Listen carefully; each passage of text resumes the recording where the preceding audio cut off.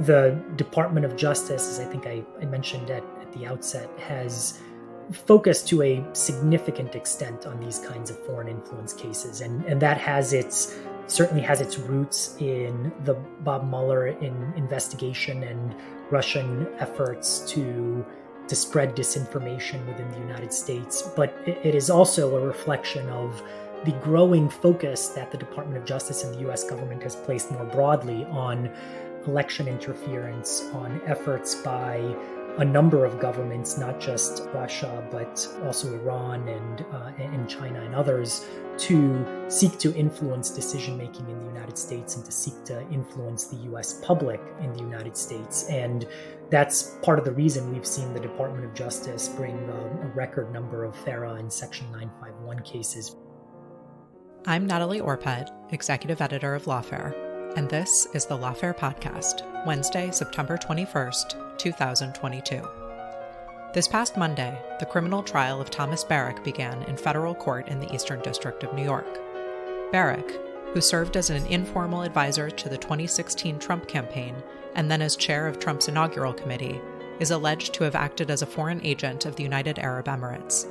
According to the indictment, Barrack acted as a back channel for the UAE to influence U.S. foreign policy. I sat down with Alex Iftimie, a partner at the law firm Morrison Foerster and a former Department of Justice attorney specializing in national security matters, including the Foreign Agents Registration Act, or FARA, and related statutes. We discussed the case against Barrack, the significance of the charges to broader enforcement strategy, and why foreign influence matters for U.S. national security. It's the Lawfare Podcast, September 21st, Foreign Agents and the Barrack Indictment. Alex, I'm hoping you can get us started by just telling us who is Tom Barrack and what is this case about? Natalie, it's nice to be with you. It is an unusual time to be talking about FARA and foreign influence because there has been a lot going on in recent weeks, really in the last couple of years. And this latest trial in federal court in Brooklyn, New York is just one of a number of things that are happening on the foreign influence enforcement track. This case itself is somewhat unique. It's only the second trial under Section 951 of a person alleged to be acting as an agent of a foreign government to influence people in the United States. So who is Tom Barrack? Tom Barrack is a business person. He's a associate of former President Donald Trump, and he is the owner of an investment fund and real estate company. And as part of, or I should say, in the lead up to the 2016 election, he was an advisor to Donald Trump's campaign and subsequently was the chair of the inaugural committee and an outside advisor to the administration. So broadly, the Department of Justice alleges that Tom Barrack, along with two co-defendants, acted as unregistered agents of the UAE and carried out tasks at the direction of senior Emirati officials, which included influencing the Trump campaign and later the Trump administration's policy positions, that he provided input on and attempted to directly influence Trump administration appointments, and that he acted as an unofficial, unregistered back channel for diplomatic negotiations between the UAE government and the Trump administration. Yeah, and I think it's worth mentioning a couple of the specific examples that the government alleges in the indictment. So one is that in October 2016, UAE officials essentially helped Barrack write an op-ed in Fortune, that he later consulted with them on some of the speeches that then candidate Trump was giving during the campaign. In, I believe, December of 2016, one of the co-defendants, Mr. Al-Malik, who's an Emirati national, gave Mr. Barrack a wish list of foreign policy moves that he was hoping the Trump administration would take. So I think some of those examples are sort of interesting for thinking through what are the types of influence that are troubling to the Department of Justice. I do want to ask, you mentioned other FARA cases and foreign influence cases. I think it's important to distinguish them because there has been, I've noticed in reporting about this case, some conflation of FARA cases, which I think are generally a little bit more familiar to the public based on some of the more prominent prosecutions of others, for example, Paul Manafort. But this is, as you said, not actually a FARA case. This is a case brought under Section 951. So can you just talk a little bit about the difference between those two statutes? Sure. And I will start by saying, Section 951 is a close analog to FARA. There are a lot of similarities, but traditionally, Section 951 has been used for espionage-related prosecutions. And only more recently has it been used in the foreign influence context. And let me be clear what I mean by that. Espionage cases are cases where a foreign agent obtains intelligence, passes it to a foreign government. They're situations where by contrast, I should say, foreign influence cases, by contrast, are situations where individuals seek to influence U.S. policy at the direction of a foreign government or even a private entity in some cases. And certainly direction and control by a foreign entity is a common feature between Section 951 and FARA and between espionage and foreign influence cases. But obviously the purpose of the activities, whether to obtain information for a foreign government or to influence the U.S. government, are very different. The other important point is, Section 951 has a slightly lower standard of proof, but it applies to a narrower category of situations. It only applies when a foreign agent takes direction from a high-ranking government official or intelligence officer, whereas FARA applies to activities on behalf of any foreign principal, which can in some cases include foreign corporations, foreign organizations, or individuals. And the other important difference is FARA's criminal provisions have an express willfulness requirement. You have to know that you have a FARA registration obligation and to intentionally skirt that obligation. Whereas for Section 951, you just have to knowingly act at the direction or control of a foreign government. So those are some of the notable differences between the two regimes, although they're now increasingly being used for very similar cases. And with respect to Tom Barrack, is it simply a matter of the facts presented here, or was there some other reason that it was important for DOJ to bring the case under 951 as opposed to FARA?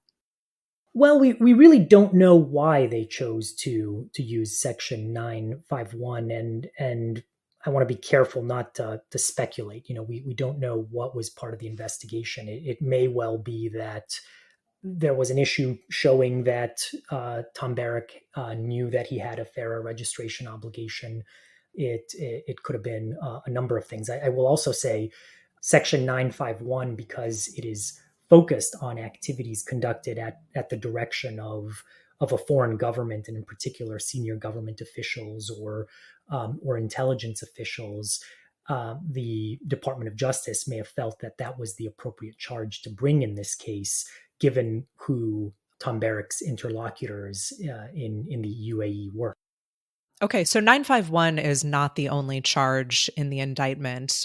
He is also charged with conspiracy under 951 as well, with the other co-defendants, as well as an obstruction of justice and several material false statements charges. Can you talk a little bit about those?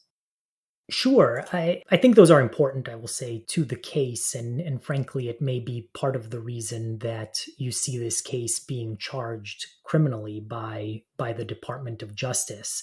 That is to say, as part of the charges against Tom Barrack, he is alleged to have made false statements, and including lying about the direction that he received from al-Malik, and that he allegedly told investigators that he did not have a dedicated phone or used dedicated messaging applications to communicate with the UAE government when, in fact, investigators found that that was exactly what he had done, and that's what they allege in trial.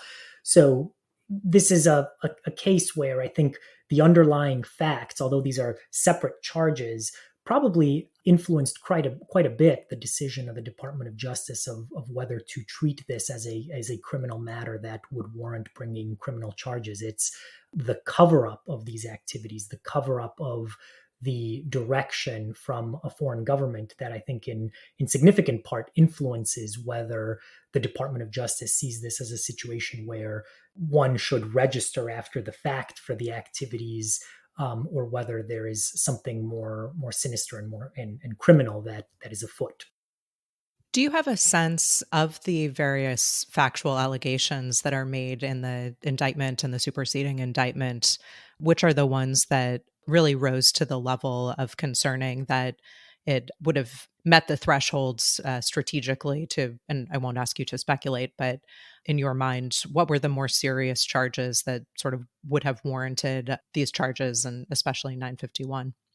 I think there's a couple of things at play. So first is the heartland of FARA enforcement and some of these recent Section 951 cases has been a focus on high-level access to U.S. government officials and the ability to influence U.S. government policy at the highest levels. So I think the nature of the access that Tom Barrack had, as well as the efforts to conceal the nature of his activities, and also the fact that the way the superseding indictment is written suggests, the government is focused on the fact that this back channel for communications essentially was a way that could be used to circumvent the ordinary diplomatic channels between the UAE and the United States are the types of things that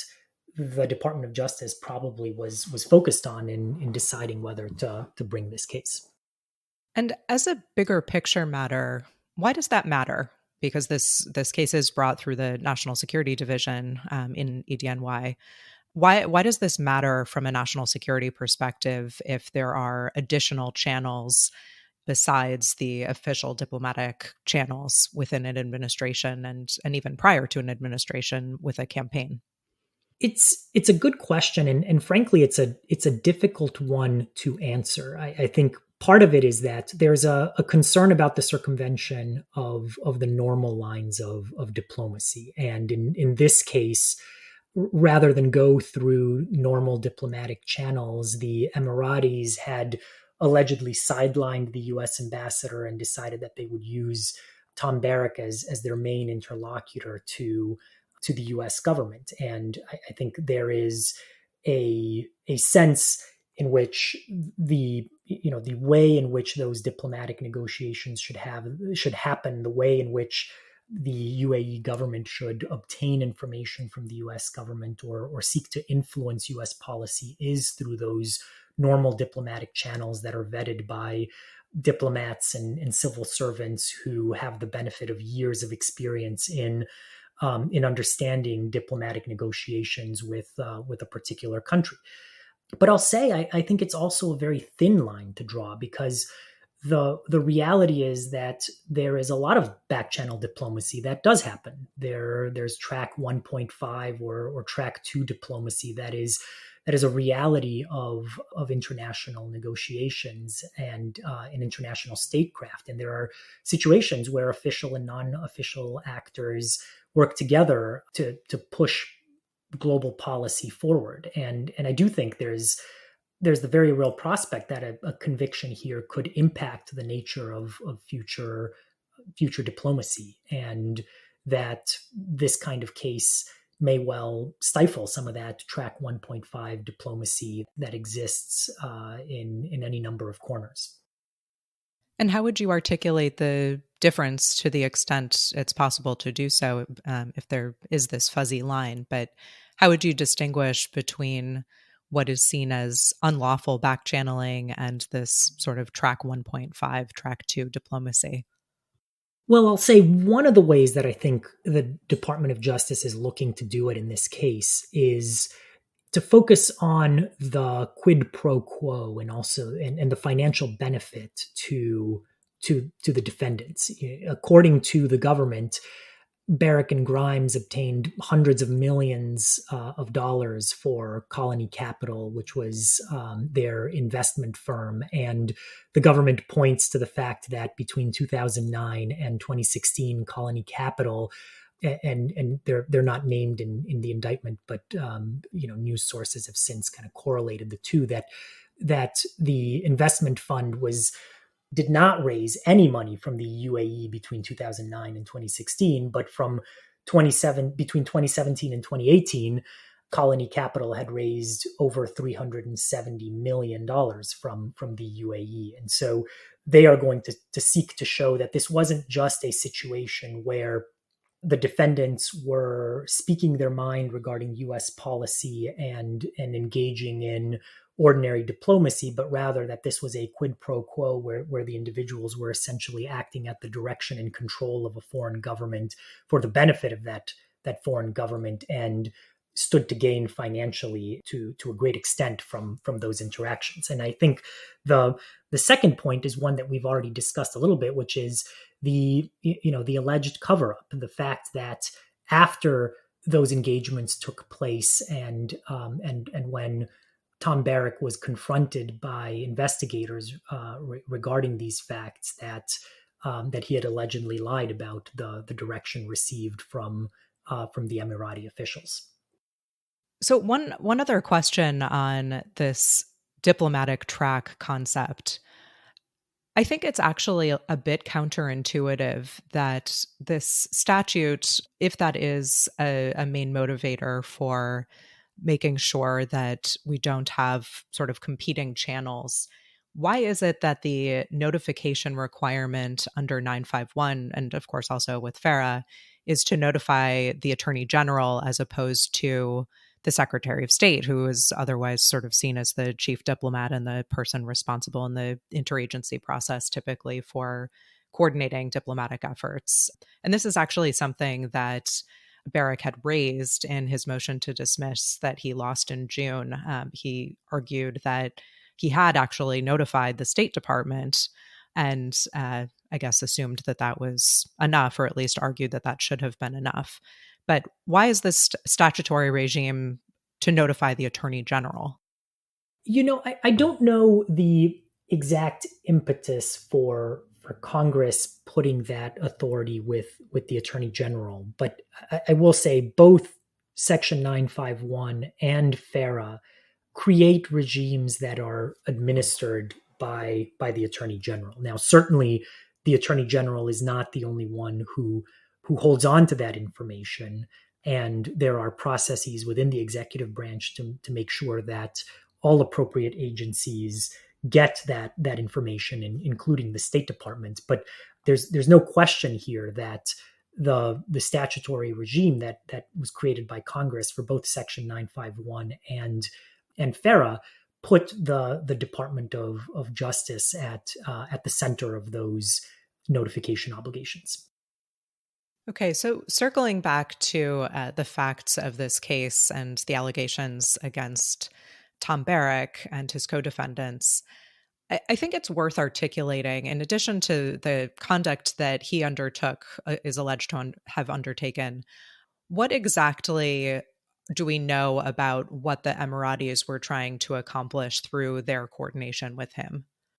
It's difficult to read into the indictment what exactly the UAE government was seeking to accomplish. I mean, it's fair to say, looking at the court papers, that there was both an effort to obtain information about, for example, cabinet appointments that the Trump administration was making, but also an opportunity to influence Middle East policy and to make sure that the UAE was seen by the Trump administration as a friend and one that, in a very complicated landscape of Middle East policy did not get lumped in with other similar countries. And so, some of the other facts that are alleged in the indictment is the fact that they had back channel communications regarding the Muslim ban, and the fact that the UAE was not included in them, in that ban. And so I think it was an effort to make sure that policy toward the Middle East recognized in their eyes the unique role that UAE had played as an ally of the United States.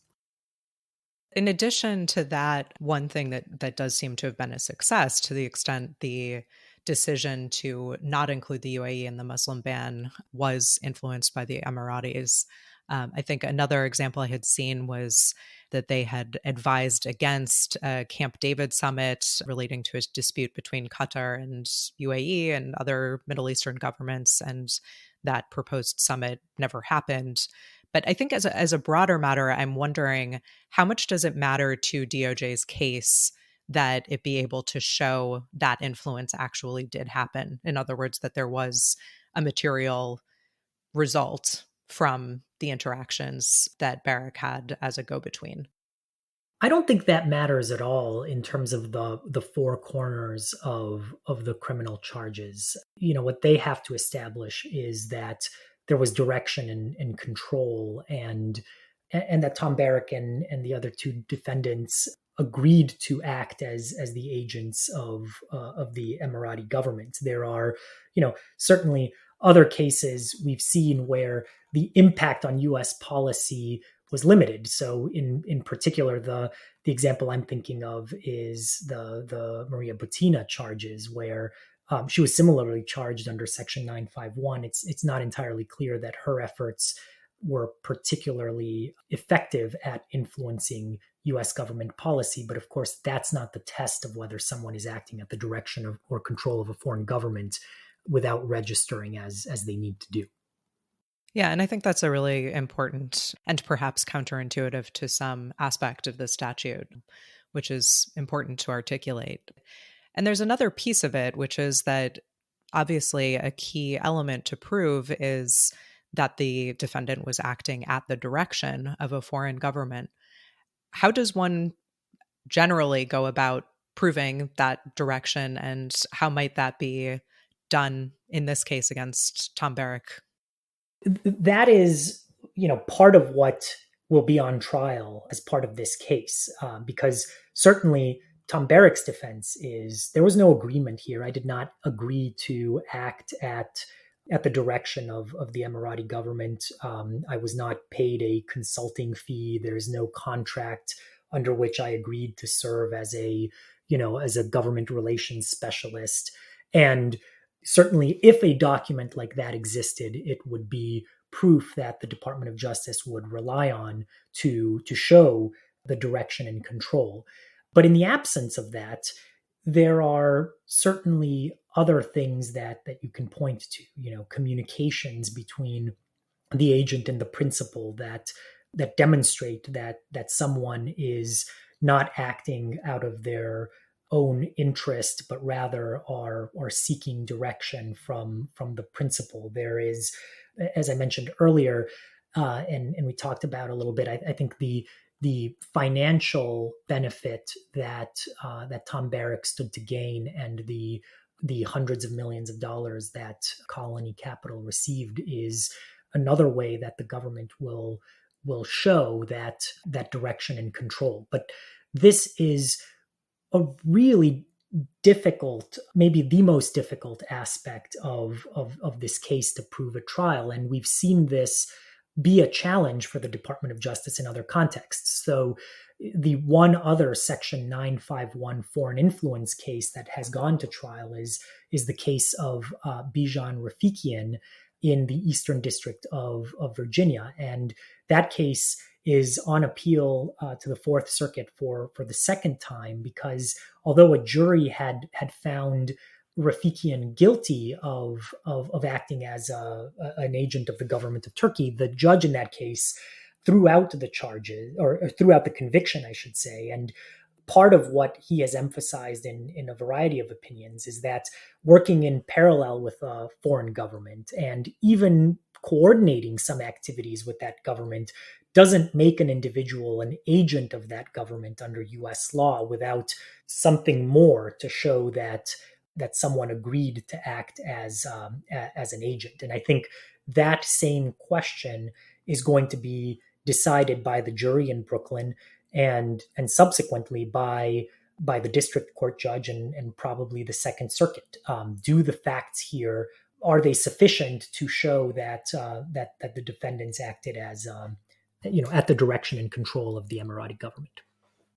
I think that's a really interesting point, and it makes me wonder whether that's a contributing factor in my next question, which was, the allegations in the indictment are really quite striking. Some of these examples of really the direct connection through these back channels and some of the substantive policy discussions that were being had.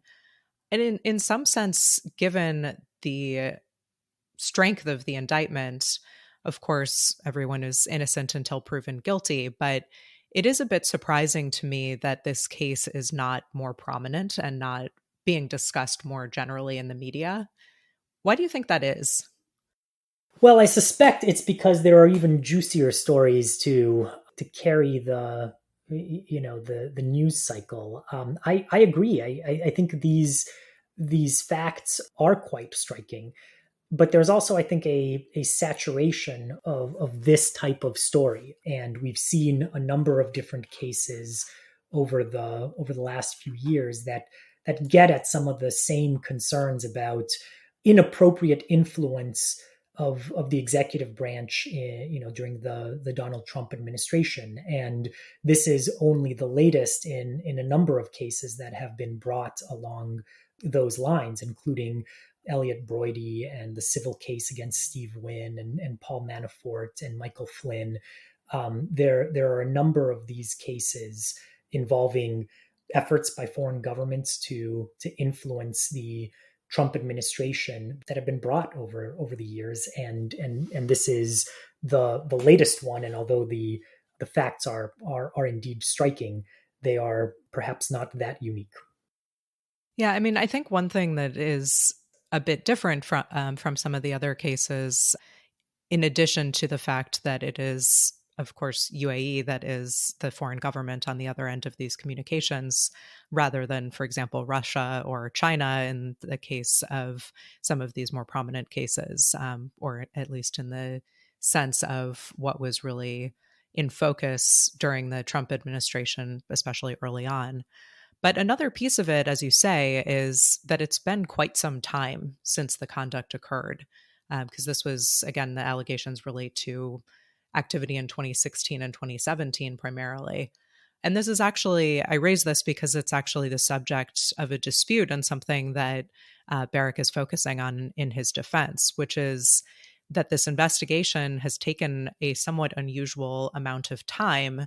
And actually, when the indictment was unsealed last summer, I believe, CNN was reporting that it had taken so long in part because prosecutors, despite having made their case and feeling comfortable that they had enough evidence to seek an indictment a year prior, there had been some resistance from the then U.S. attorney in the Eastern District, Richard Donahue, to bring this case. And it wasn't clear whether prosecutors didn't try to bring it or whether they had experienced actual resistance upon trying to. But at least the reporting was that may have had some influence. And on the flip side, now Barrack is arguing that the fact that he's being indicted now, as opposed to several years ago, and that all this time has passed, suggests that this is a politically motivated prosecution. What do you make of all of that? So I don't like to comment on this kind of news speculation, and it's difficult to say what did or did not happen within the U.S. Attorney's Office and the broader Department of Justice. To me, what I would say is this is a difficult prosecution. There are thorny legal issues and factual issues to unravel, and the line between inappropriate foreign influence on the U.S. government and non-state actor diplomacy is a difficult one to reconcile. And it wouldn't surprise me that there would be those types of questions raised and analyzed within the Department of Justice. And I see that less as a question of political influence or political motivations as it is a recognition of the fact that this is a difficult case. Of course, there is a statute of limitations. The Department of Justice has got to work within that. And so they had a time limit that they were up against too in ultimately deciding whether or not to bring this case. And so I think that certainly influenced when they ultimately chose to file the charges as well. Yeah. And to be clear, I think that's entirely fair to not speculate about DOJ's decision in bringing the case. I do wonder, though, in addition to the fact that that may be perhaps affecting the prominence of this case, especially because I should have mentioned, I believe the investigation actually spun out from the Mueller investigation, which it was, of course, the origin of a lot of other prominent cases.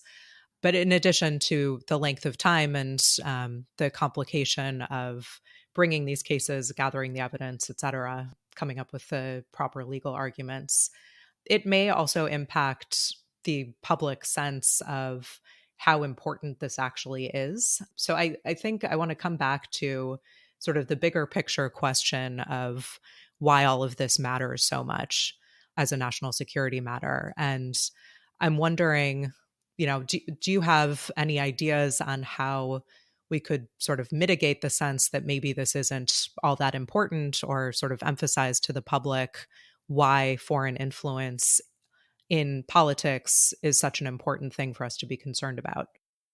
Well, I think the answer to that question stretches well beyond this particular case.